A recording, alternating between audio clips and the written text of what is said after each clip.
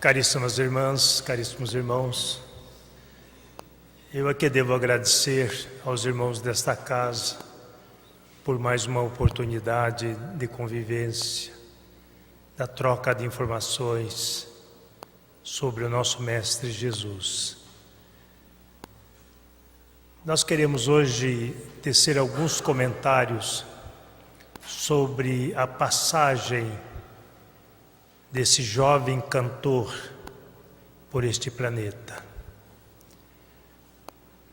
Todos reverenciamos este nome, especialmente aqueles que abraçaram a doutrina espírita e que aprenderam e aprendem a conhecer esse Jesus real. Jesus que não é mitológico e não é místico. É o Jesus, o Espírito, criado igualmente a todos nós. Fez a sua evolução, chegou à área crística e um dia veio a este planeta para nos trazer ensinamentos fundamentais para a nossa redenção espiritual. Este Jesus, que da manjedoura à cruz, nos ensinou a humildade, a resignação, o perdão e o amor. Consta nos relatos evangélicos que o anjo, chegando a Maria, informou-lhe que ela conceberia um filho e que chamar-se-ia Emmanuel, que quer dizer Deus conosco. O importante nesta noite é sabermos um pouco desse jovem, da sua missão no planeta Terra, desde o seu nascimento até o momento derradeiro, a manjedoura da humildade e a cruz do perdão. Ele cresceu, assumiu a profissão do seu pai, José, como carpinteiro, e aproximadamente pelos 30 anos ele deixou a tarefa a cargo de seus irmãos e saiu ao mundo para a sua mensagem. Naqueles dias, João o Baptista, ele, ali nas cercanias de Jerusalém, no Rio Jordão, ele conclamava as pessoas para a sua mudança de atitudes. Aqueles que aceitavam eram mergulhados na água, e ele lhes dizia: fazei penitência, porque está próximo o reino dos céus. É interessante porque para nós, nos dias de hoje, correntes religiosas, informam que o batismo é a salvação, baseado no batismo de João. O baptista, porque ele adotou a prática dos báptas da Grécia Antiga, que eram adoradores da deusa da torpeza, e que antes do culto eles se banhavam como símbolo de purificação. E João adotou esta prática para como que marcasse aqueles que realmente aceitaram a mudança de atitudes. Mas ele dizia: fazei penitência. O que quer dizer? Tomou consciência dos seus débitos, mude de atitudes. Naqueles dias, aproximou-se dele Jesus, que era seu primo em segundo grau, que ele conhecia muito bem e sabia da grandeza que era Jesus. Tanto é que ele anunciava: eu vos batizo na água, mas após mim virá aquele que vos batizará no fogo e no Espírito, do qual eu não sou digno de atar-lhes as correias da sandália.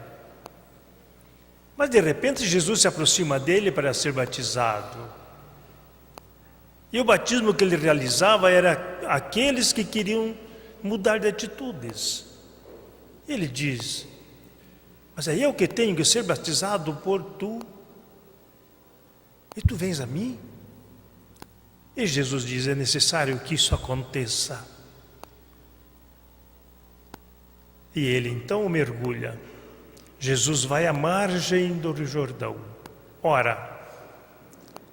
E ao orar, João vê descer sobre Jesus o Espírito, não em forma de pomba, como uma pomba, como elas pousam suavemente nos galhos.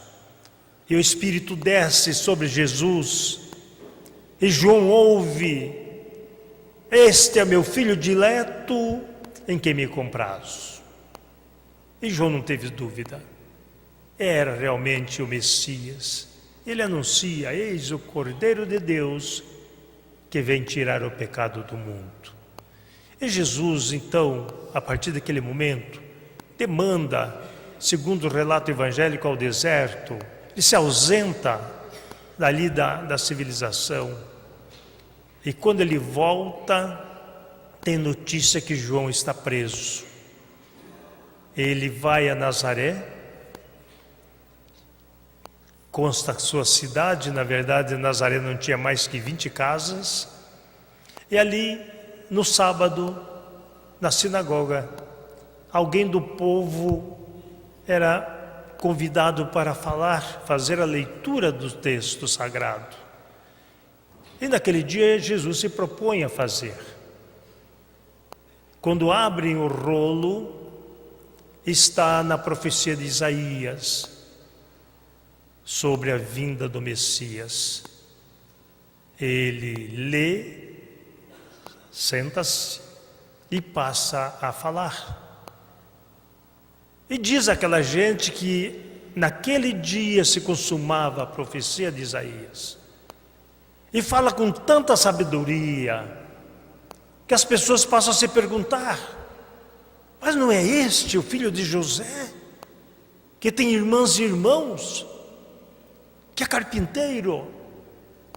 De onde ele traz tanta sabedoria? E Jesus então lhes diz: é verdade que profeta não tem honra em sua casa. E eles os espezinham, o expulsam dali. Ele se muda para Cafarnaum. E lá também, no sábado, ele está a falar na sinagoga. Quando aproxima-se dele um obsedado, subjugado. E no meio do povo, dedo em riste, diz: o que tens tu contra nós, Jesus, filho do Deus Altíssimo? Porventura vieste aqui para nos arruinar? E Jesus contempla aquele cidadão e diz: afasta dele, espírito imundo. E naquele momento o espírito, procedendo tamanho grito, naquele cidadão se retira e o homem fica curado.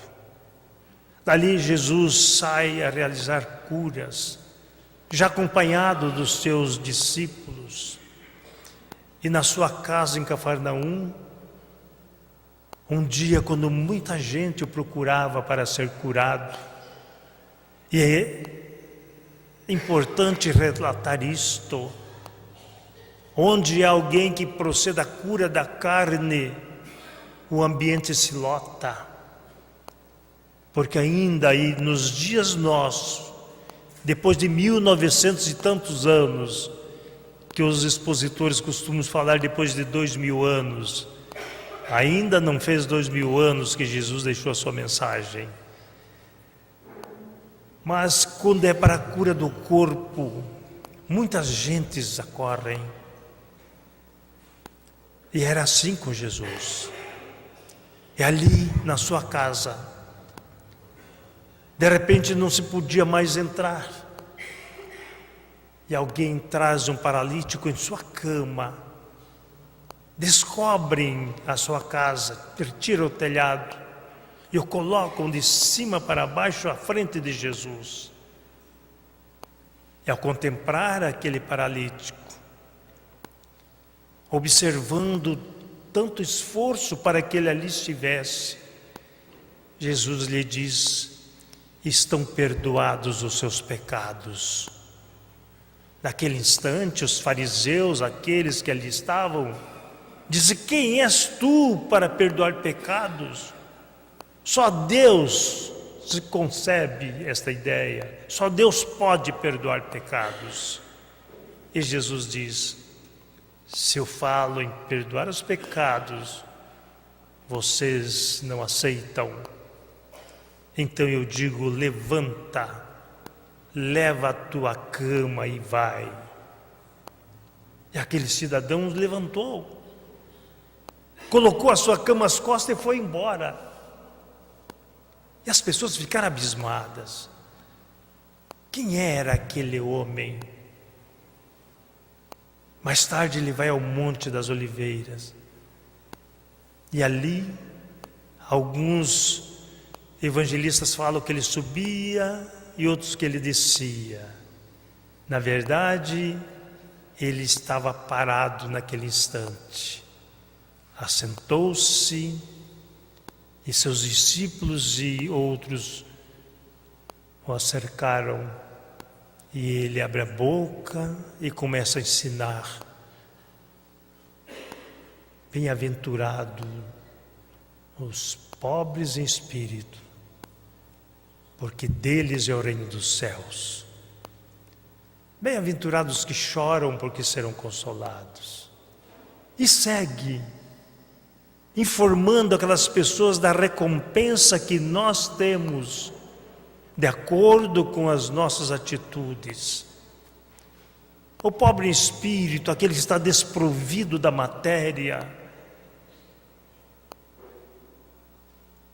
este conquistou o reino dos céus. Mas o que chora ainda está em angústia, ainda sofre. E nós poderíamos dizer nesta noite: quem de nós ainda não temos angústias? Quem de nós ainda não temos momentos de sofrimento? Mas nós já temos a consciência de que podemos mudar o nosso rumo, podemos ser consolados, mas indo além, sendo mansos, para que possamos herdar a terra. Mas por que herdar a terra? Como posse? Não. Como tranquilidade, harmonia, paz. Quando o nosso planeta alcançar patamares superiores a expiações e provas, os mansos o habitarão. É por isso que nós estamos aqui nesta noite, para na confraternização, no abraço, no reencontro, na troca de palavras, aprendermos a conquistar a mansuetude. Mas Jesus também falava que são bem-aventurados os misericordiosos, porque alcançarão misericórdia. Misericórdia, que vem do latim, na junção de miserere, que quer dizer ter compaixão, e cordes, do coração. Aquele que se apieda do sofrimento alheio. Ter misericórdia não é simplesmente olhar ao caído e falar: está expiando, está sofrendo porque na outra encarnação, com toda certeza, fez o mal, e deixarmos que ele sofra. E não é nem mesmo chegar e falar, se você está precisando de alguma coisa, e dar uma moeda e ir embora, mas é ajudar a levantar, fazer com que esta pessoa tenha consciência de que precisa ser digna, precisa caminhar. Ele nos falava de justiça. Bem-aventurados os que têm sede e fome de justiça. Bem-aventurados os puros de coração, porque verão a Deus. Isso quer dizer, bem-aventurados os puros de pensamento. À época de Jesus, a ideia que se tinha é que o órgão pensador era o coração. Hoje nós falamos que é o cérebro. E um dia nós saberemos que o órgão pensador é o espírito. Somos nós que animamos o nosso corpo físico. E assim Jesus deixa para nós, numa sequência desse discurso chamado Sermão do Monte, todo um feixe de ensinamento, para que nós possamos realmente mudar o nosso rumo neste planeta. Ele nos fala que vós sois o sal da terra, mas se o sal for insípido, para nada serve. Isto significa que temos que ter sabor, o sal na conta certa, para o bom tempero. A palavra, no momento que a pessoa necessita de ouvir, o abraço fraterno, quando o nosso irmão está em sofrimento, a ajuda em todos os sentidos. Vós sois luzes, fazei brilhar a vossa luz diante dos homens, para que eles, vendo as vossas boas obras, glorifiquem o Pai que está nos céus. Jesus fala de obras. Aquele que produz, assim como ele nos ensina sobre os talentos. Cada um de nós possui talentos. Uns 5, outros 3, outro 1. Quando se fala em talentos, lembrando daquele senhor que empreendeu uma viagem e chamou 3 dos seus empregados, e ali ele deixa para uns 5 talentos, dizendo: eu vou viajar, quando eu voltar você me prestará contas. Para outro deu 2 talentos e disse a mesma coisa. Para o terceiro ele deu 1 talento e também a mesma recomendação. Tempos depois ele volta e chama-os para a prestação de contas. Ao que deu 5 diz: Senhor, com 5 talentos que me deste e eu produzi, estão aqui mais 5. Ele o consagra, o elogia. Vem o segundo: Senhor, com os 2 talentos que me deixaste, eu produzi mais 2 talentos. E ele também faz o mesmo elogio. Aqueles que produzem, mais será confiado. Eu que tinha 1 talento, disse: Senhor, eu sei que tu és severo, que se cega, que colhe onde não semeia. Então eu enterrei o talento e ele está aqui. E ele o chama de preguiçoso e manda que ele dê aquele talento ao que mais produziu. Aí quando se falava nesse esse ensinamento de Jesus nesta parábola, eu pensava, também com um talento, o que nós podemos fazer? Mas buscando a informação, com um talento dava para comprar 6.000 ovelhas ou 1.200 bois. E aquele cidadão, com todo esse talento, enterrou. Isso significa, todos nós temos talentos. A cada um de nós foi confiado pelo menos um talento. Como estamos produzindo? Ou enterramos? Muitos dizem, eu sou médium, mas eu não quero praticar a mediunidade. Deus nos deu um atributo muito importante chamado livre-arbítrio. Eu faço da minha vida aquilo que eu quero. Mas Jesus também ensinou a cada um segundo as suas obras.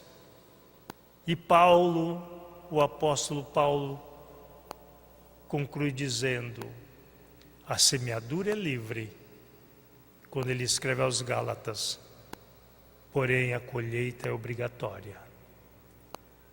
Nós recebemos aqueles que são médiuns, e nem todos somos médiuns, é bom que se coloque isso nesta noite.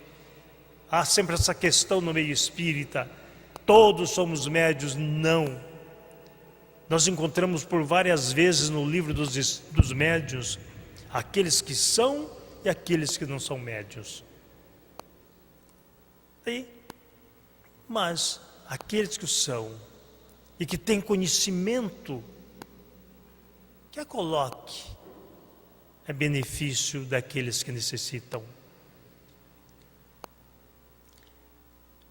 Esse Jesus que nos falou sobre a fé, logo depois da transfiguração, um momento lindo na história de Jesus, quando ele demanda um monte, que também aqueles que estudam os textos, no Evangelho não fala que é Monte Tabor, apenas se crê no Monte Tabor porque era o monte mais próximo de Jerusalém. Mas ele sobe ao monte levando Pedro, Tiago e João. E lá, à frente deles, ele se transfigura. Seu rosto passa a brilhar como o sol. Suas vestes passam a embranquecer-se como se coberta de neve estivesse. E naquele momento aparecem a conversar com Jesus Moisés e Elias. Moisés tinha proibido, segundo os que combatem a doutrina espírita, da comunicação com espíritos. Mas ele estava ali morto há 1.300 anos. Então estava em espírito. Elias, aproximadamente 500 anos, também estava em espírito. Estava a conversar com Jesus, como quer dizer, aquilo que disserem que eu neguei não é verdade, eu estou aqui. E naquela conversa, os 3 discípulos ficam extasiados. E de repente eles ouvem, este é o meu filho dileto, em quem me comprazo. A mesma frase do momento do batismo de Jesus, como emblemático. E eles caem por terra, assustados. Jesus vem, os levanta, socorre, ampara, e eles descem o monte. E quando Pedro propõe a levantar ali 3 tabernáculos, um para Jesus, um para Moisés, outro para Elias, ele diz, não digam nada para ninguém sobre o que vocês viram, porquanto viver convosco. Mas quando ele chega na multidão, ali vem um senhor angustiado, trazendo o seu filho, e diz, Senhor, tem piedade do meu filho, ele é lunático. Muitas vezes ele cai na água e outras vezes no fogo. Eu trouxe aos seus discípulos, porém eles não puderam curá-lo. E Jesus olha aquela gente e fala assim: ó raça incrédula, até quando estarei convosco? Trazei cá esse menino e aplica-lhe um passe, estende as mãos e determina que aquele espírito se afaste dele. E o menino fica curado. Muitas vezes cai na água e as pessoas pensam: afogou-se? Não.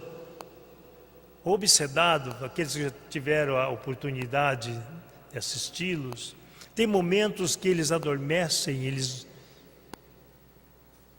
e tem momentos que eles ficam eufóricos. É o cair na água e no fogo.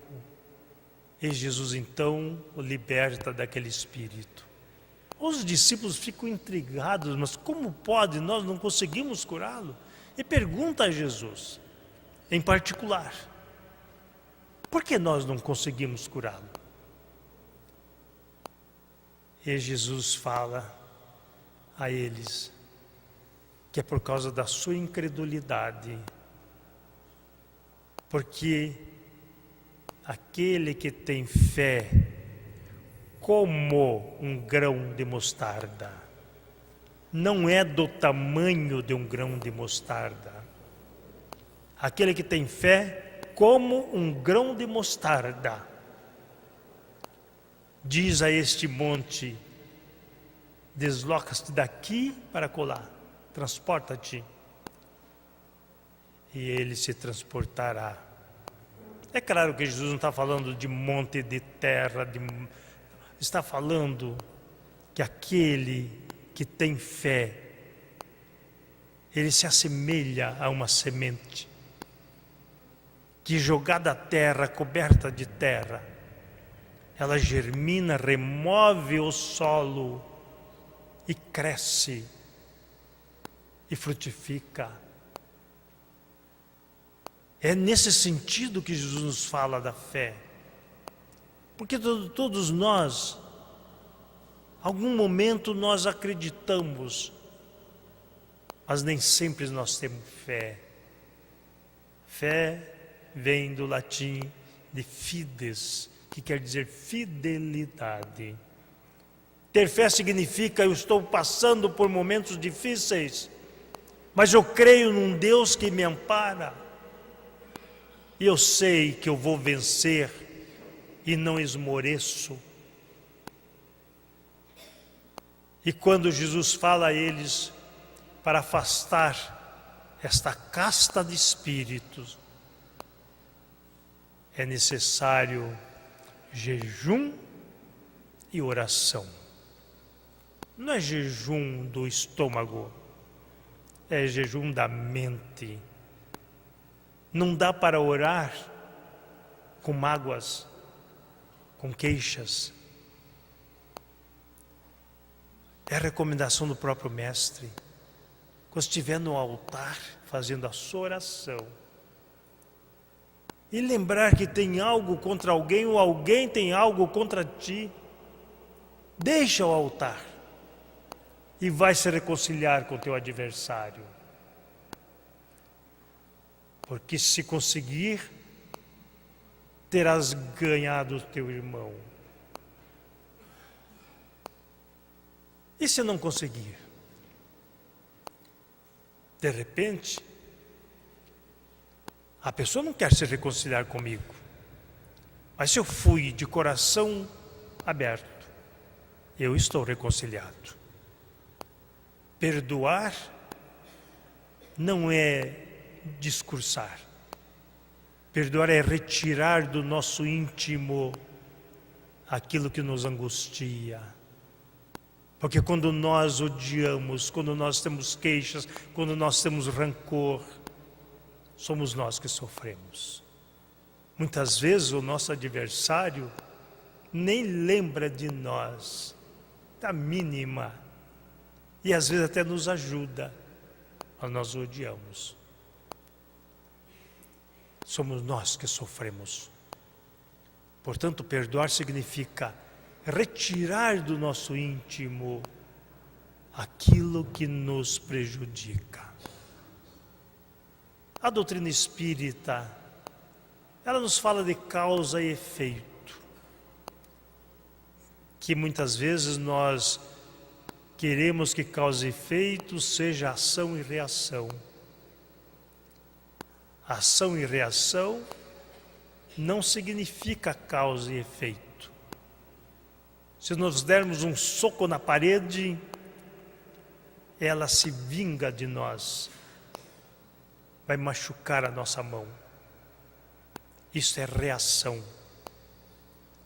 Mas quando nós cometemos algo, nós semeamos algo, de bom ou de ruim, haverá um efeito.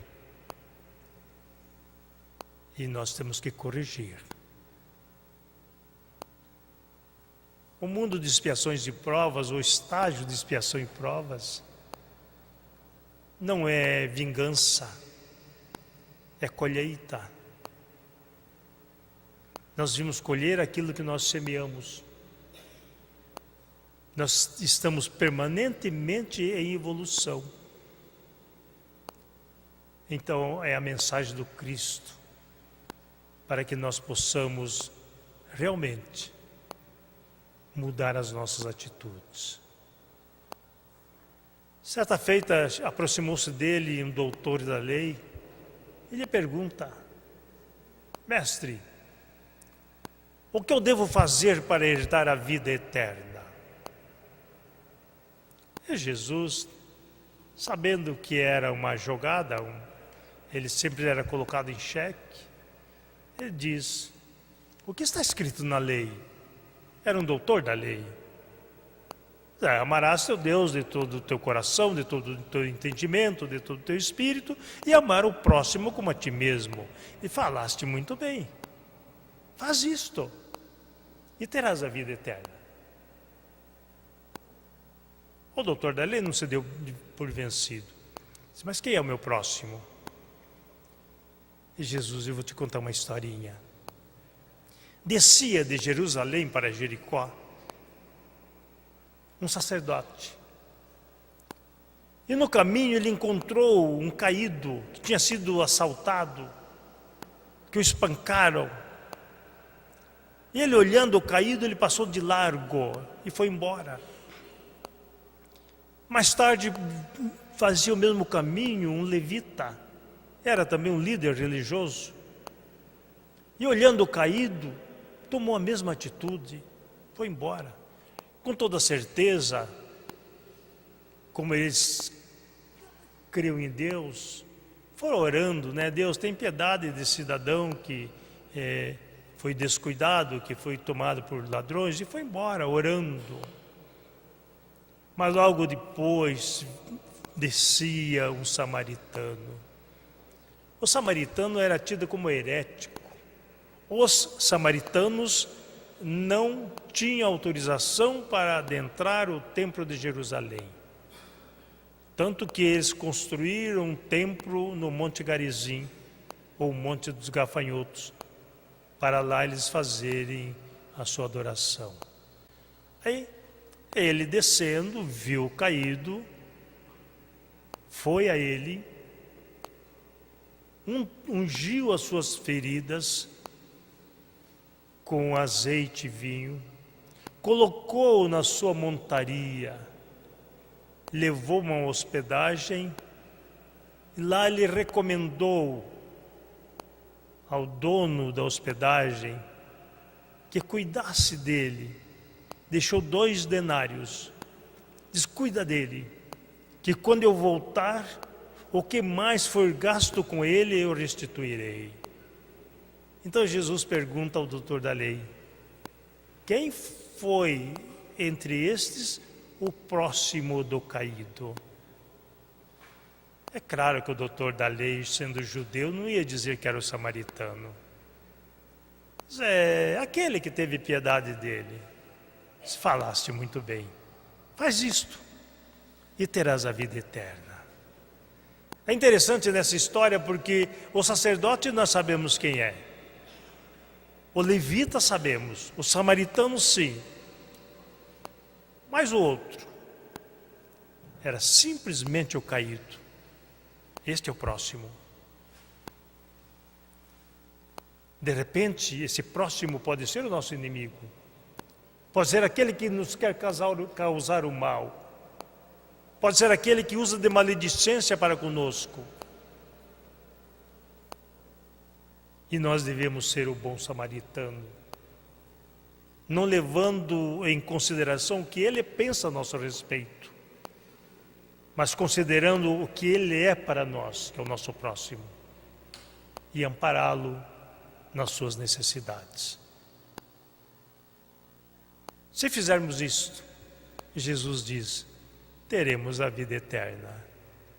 É fácil, muito simples. Todos nós fazemos isto, não? É a doutrina espírita vem reforçar, dizendo que fora da caridade não há salvação.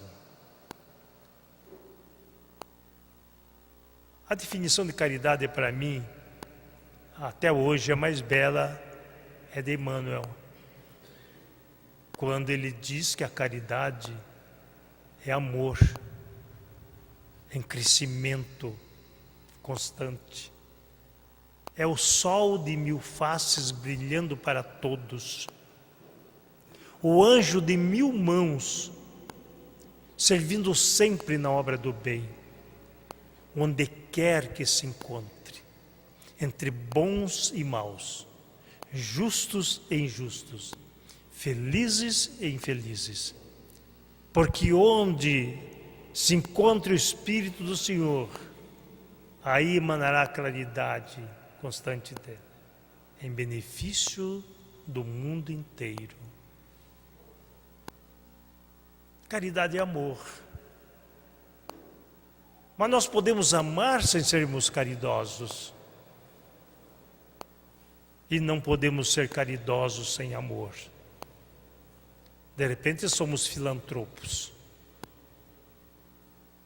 Eu vou dar um carro aqui para o Caminho da Luz, para ajudar ele nos atendimentos. Não vou cobrar nada. Os irmãos só colocam lá no jornal, que foi uma doação minha, e me dá o recibo para eu descontar imposto de renda. Isso é filantropia. É um mal? Não, é um bem. Mas é filantropia. Porque a caridade, segundo Paulo, ela é anônima, ela não se ensoberbece, não tem ostentação. E ele diz até que nós podemos falar a língua dos anjos e dos homens, mas se não tivermos caridade, nada somos. Somos como o sino que tine, o metal que soa. Eu posso dar tudo o que eu possuo em favor dos necessitados, mas se eu não tiver caridade, para nada serve. Posso dar o meu corpo para ser queimado, mas se eu não tiver caridade, também para nada serve. E ele nos fala que a caridade é anônima, que não se soberbece, que não se orgulha. Portanto, quando alguém fala assim, eu sou caridoso, esse não é. Porque ser caridoso é servir de modo que a mão esquerda não saiba o que faz a direita. Este Jesus, que nos falou de vidas sucessivas. Certa feita, um senador judeu o procura à noite para saber como que ele realizava aquelas obras. E logo vai falando, mestre, para fazer o que tu fazes, só pode ter vindo da parte de Deus. E a resposta de Jesus foi interessante, ele não falou assim, é verdade, eu vim da parte de Deus. Não foi isso que ele disse. Diz, na verdade eu te digo, que ninguém entrará no reino do céu se não nascer de novo. Mas como? Como pode um homem já velho como eu voltar ao ventre da madre para nascer de novo? E Jesus diz: na verdade eu te digo, que aquele que não renascer da água e do Espírito, não entrará no reino dos céus. E continua falando para ele: o que é carne, o que é espírito. A carne nós sabemos de onde vem, mas o Espírito nós não sabemos. Ele sopra e vai. E aí Jesus nos deixa um ensinamento sobre as vidas sucessivas. São os muitos chamados e que nós muitas vezes ignoramos. Ele fala ainda da reencarnação quando ele anuncia que João Batista era o Elias que tinha de vir, afirmando categoricamente. Ele nos fala que ele não é Deus, que ele é filho de Deus como nós somos. O vosso Pai e o meu Pai, o vosso Deus e o meu Deus. E por não ser entendido, é levado à cruz. E lá na cruz, no momento derradeiro, ele olha aquela turba perturbada e diz: Pai, perdoai-lhes, porque eles não sabem o que fazem. Esse é o momento do perdão. Mas depois de 40 dias da sua crucificação, ele aparece aos seus discípulos na última aparição e diz: amai-vos uns aos outros como eu vos amei. Aquele que não ama não perdoa. Portanto, a semeadura do Mestre Jesus para todos nós é a semeadura do amor. Queridas irmãs e irmãos, que nós possamos nesta noite levar deste ambiente os eflúvios do amor que Jesus derrama sobre todos nós, o Mestre por excelência, aquele que veio a este planeta para marcar a humanidade em duas fases, antes e depois dele. Que à luz da doutrina espírita possamos a cada dia conhecermos melhor este mestre, este jovem cantor, que jamais alguém cantou a mensagem do amor como ele cantou. Que haja paz em cada coração.